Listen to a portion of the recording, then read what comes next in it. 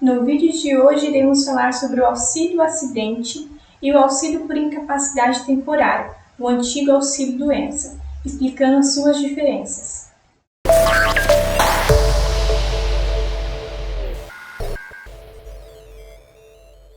Tanto o auxílio por incapacidade temporária quanto o auxílio acidente são benefícios do INSS muito conhecidos pelos segurados, mas cada um tem os seus próprios requisitos.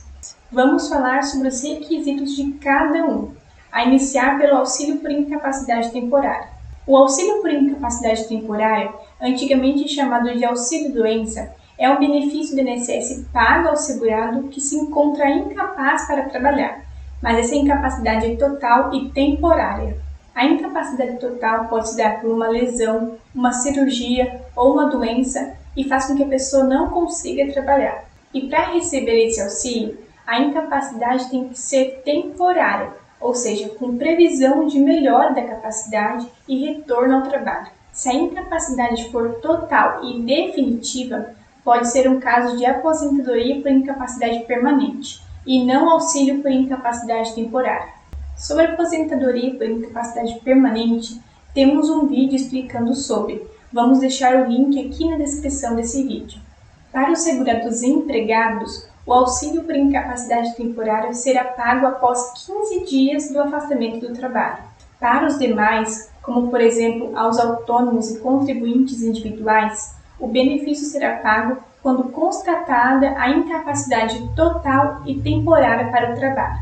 Os requisitos para receber o auxílio por incapacidade temporária são carência mínima de 12 meses, qualidade de segurado e comprovação da incapacidade total e temporária para o trabalho.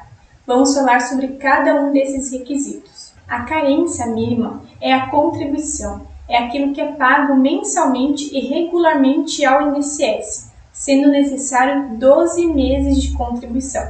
Essa carência mínima é dispensada em duas situações: quando for acidente de qualquer natureza, seja acidente de trabalho ou não, e em caso de doença grave. As doenças graves que são dispensadas da carência mínima estão listadas no artigo 151 da Lei de Benefícios, a Lei 8.213 de 1991, como por exemplo o câncer, cegueira total, entre outros. A qualidade de segurado significa você estar filiado, inscrito ao INSS, pagando mensalmente a Previdência Social. Pode ser pelo contribuinte facultativo, como a dona ou dono de casa, ou por um segurado obrigatório. Os segurados obrigatórios têm que pagar todo mês. São os segurados obrigatórios: o contribuinte individual, o empregado, o trabalhador avulso, o MEI e o segurado especial rural. Se você estiver pagando no INSS no momento da incapacidade, você terá a qualidade de segurado. Se você não estiver pagando, pode ser que você tenha período de graça. O período de graça é o tempo em que você mantém a qualidade de segurado sem estar pagando o INSS. O período de graça pode ser de 12, 24 ou 36 meses. Para saber se você tem período de graça e qual é o período, procure um advogado previdenciarista.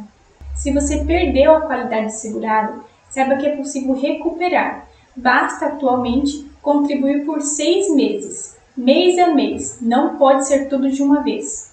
Por fim, a falta do requisito da incapacidade total e temporária para o trabalho é o que faz normalmente o benefício ser negado pelo INSS.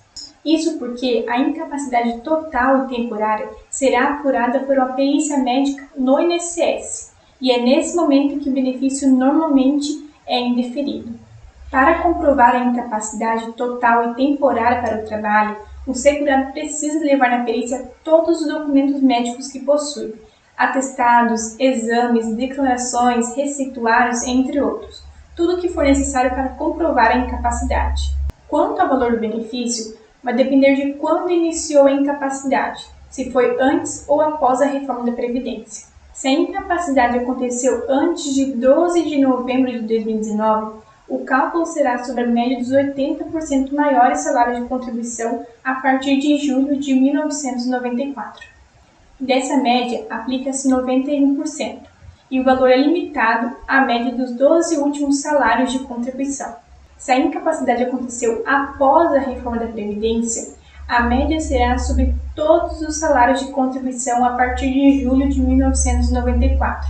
Não há mais o descarte dos 20% menores salários de contribuição. Também não pode ultrapassar a média dos 12 últimos salários de contribuição. Já o auxílio acidente é um benefício de caráter indenizatório do INSS, pago ao segurado que sofreu um acidente de qualquer natureza e ficou com redução na sua capacidade para o trabalho. As sequelas devem ser definitivas, mas não que impeça o segurado de continuar trabalhando, já que trata-se de um benefício de caráter indenizatório. Diferente do auxílio-doença, o auxílio por incapacidade temporária, o auxílio-acidente o segurado pode continuar trabalhando e recebendo o benefício ao mesmo tempo. Os requisitos para receber o auxílio-acidente são: ter qualidade de segurado, comprovar que sofreu um acidente de qualquer natureza, comprovar que ficou com redução da capacidade de trabalho de forma definitiva e comprovar o nexo causal entre o acidente e a redução da capacidade para o trabalho. Como falado anteriormente, em casos de acidente, não precisa comprovar carência mínima. Por isso que no auxílio-acidente é dispensado esse requisito. No auxílio-acidente, o segurado irá receber 50% do salário de benefício, e o salário de benefício vai depender de quando aconteceu o acidente. Se o acidente aconteceu até 11 de novembro de 2019, o valor do benefício será de 50% da média dos 80% maiores salários de contribuição a partir de julho de 1994. Se o acidente aconteceu entre 12 de novembro de 2019 e 19 de abril de 2020, enquanto estava em vigor a medida provisória 905 de 2019, o valor será de 50% do benefício de aposentadoria por invalidez que o segurado teria direito. Se o acidente aconteceu após 19 de abril de 2020, o segurado irá receber 50%, mas referente à média de todos os salários de contribuição, sem o descarte dos 80% menores salários. Desde a reforma da Previdência de 2019, não há mais o descarte de 20% menores salários de contribuição. Para comprovar a redução da incapacidade para o trabalho, o segurado também precisará levar documentos médicos na perícia.